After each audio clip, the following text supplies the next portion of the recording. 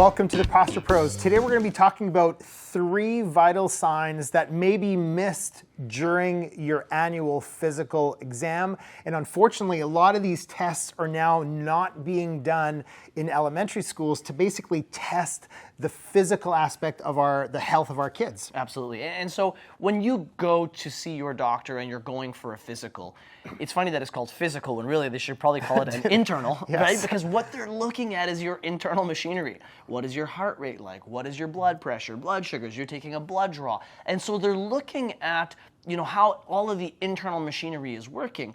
But we spend no time looking at things like the external machinery, which could be, posture, your spine, general movement, these movement patterns and what you can do physically, which are as important as the internal stuff. Because if we're not able to do some of these tests that we're going to be basically going over today, it could cause either more injuries, lack of movement, and basically overall health or the quality of your health of your life drastically goes down. Yeah, so someone could be in their 60s. They go see their doctor, they have perfect blood work, but they've been neglecting so many things in their physical capacity. They can't reach a box of cereal off the shelf. They can't tie their shoes. They can't sit on the toilet without assistance. All of those things will lead to needing more help, but also will highly increase the chance of falls. Falls will lead to fractures, complications, independence goes away, and next thing you know, that person who had great internal results has no long-term durability because they overlooked what we call these basic vital signs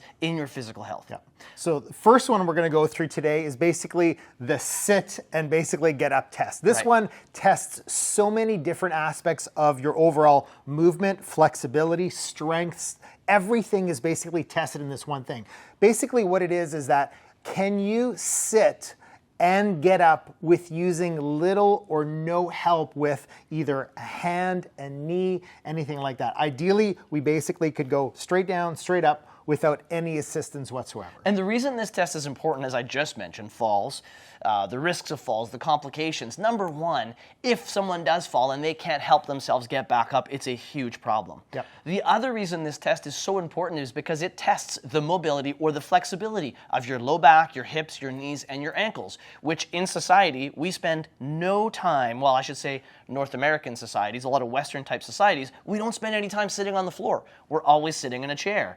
Yep. The chair does, tightens the hips, tightens the low back muscles, tightens the hamstrings, and we lose this natural ability to be able to get up and down off of the floor with ease. Right. And so this is a good test because it shows us over time how much have you lost of this. Because as a kid, those of us who have young kids, what do? You spend time on the floor. You ask them to do this test, they can just pop up and pop down. Yeah. But as we age, we lose it. So this is a good vital sign to test yourself at home on how to do it.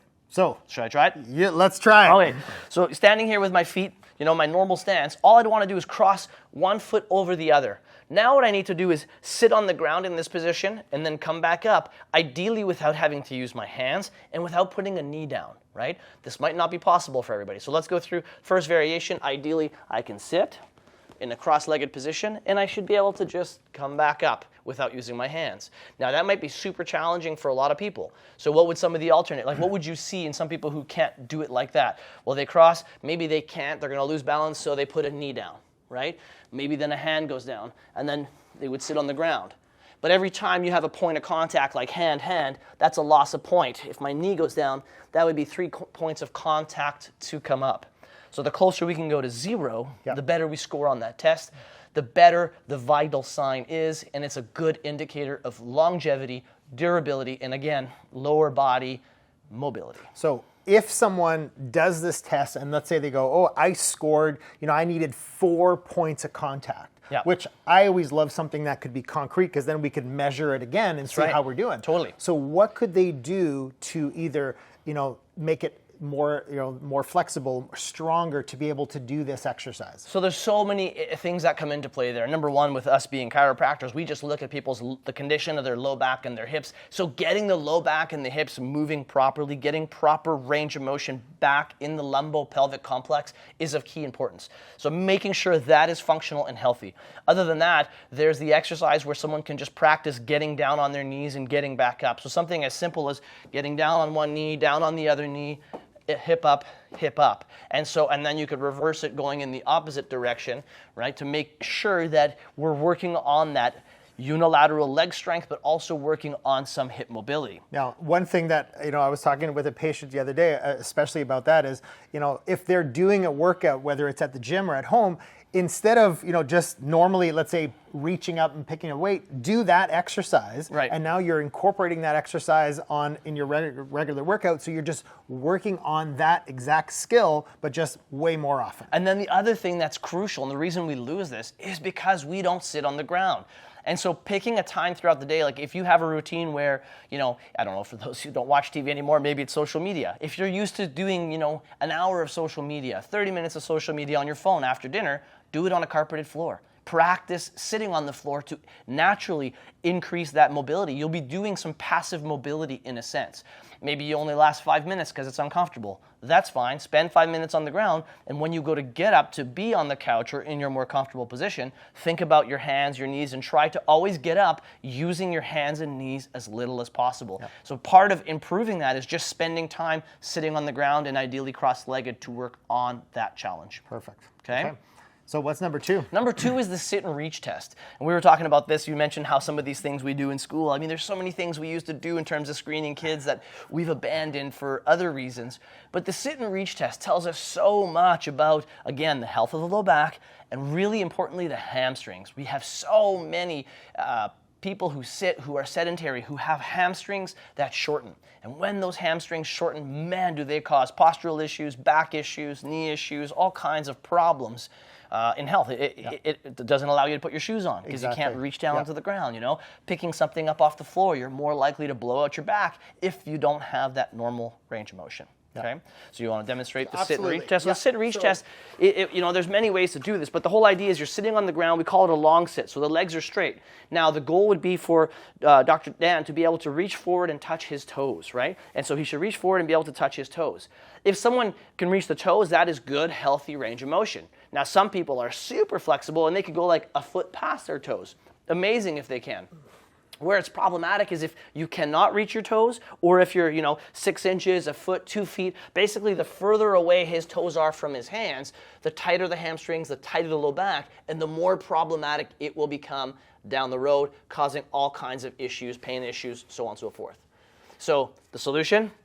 Spend more time in this position. Sit in this position, same thing. Spend more time on the ground, sit in this position, and every once in a while, reach forward to try and touch your toes. You can also work on that from a standing position. Someone can just do a dead hang and try to reach the toes in a standing position. But the solution is simply spend more time with the legs straight, bending forward. Okay? And now, test number 3 would be looking at the shoulder range of motion and what we call thoracic extension. So people spend so much time, computers, cell phones, rounded and forward. The shoulders kind of internally rotate, the spine flexes, and people really lose the ability to reach overhead with normal shoulder range of motion, which is a big problem. Which causes a ton of more shoulder issues, frozen shoulder, neck issues, upper back issues, tendinitis, headaches. It causes all kinds of issues. So if you have some of those issues, this may be a test that you want to do to understand, is this the cause of some of the issues? And so this is not even like, the best shoulder motion. This is like just basic shoulder motion that someone would need. Yeah. So we have a PVC here. We're going to use the PVC, okay? But at home, you would use a broomstick. So I'm going to go ahead and lay on the ground. So I want to be pelvis on the ground, chest on the ground, forehead on the ground with my arms extended. And I need to be able to lift the PVC off the floor from this position. So I'm laying on the ground, my head's on the ground, hips, toes, and I should be able to lift the stick off the floor and back down. A lot of people will not be able to achieve this because they don't have that shoulder range of motion anymore.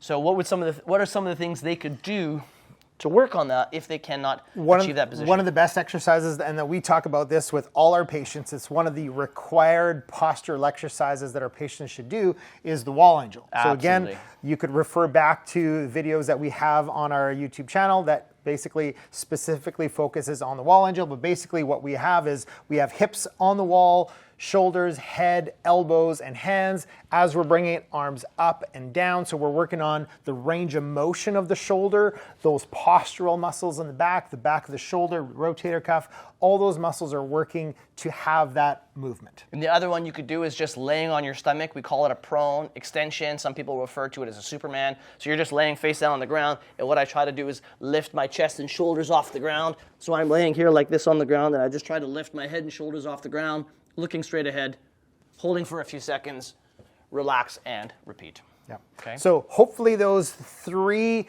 vital signs or 3 tests could help you understand where you stack in those tests and what you need to work on to, again, increase your strength, stability, and overall health. If this video was useful, please share it with someone else that you know that may need this information, and we'll catch you next time on Posture Pro.